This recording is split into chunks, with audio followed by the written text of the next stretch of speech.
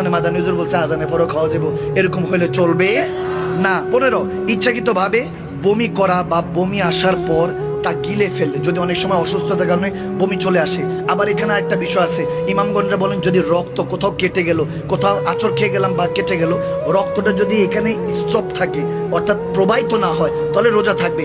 রক্তটা যদি প্রবাহিত হয় কিংবা যদি মুখের থেকে বমি বের হয়ে যায় তাহলে রোজা ভেঙে যাবে।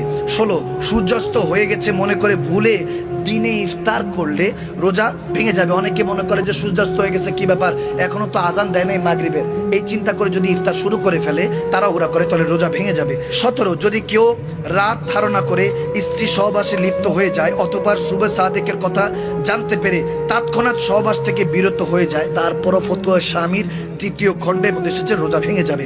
18 বৃষ্টি বা বরফের টুকরো খাদ্যনালীর ভেতরে চলে গেলে রোজা ভেঙে যাবে।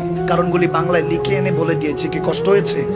এই 18টা কারণ থেকে আল্লাহ আমাদেরকে হেফাজত করুক, আমিন বলেন। আরো জোরে বলেন আমিন। ওই যে বললাম সওমলি ওয়া আনা আজজি বিহি, রোজা আমার, এটার প্রতিদান আল্লাহ বলতেছেন আমি নিজে দিব। সুবহানাল্লাহ।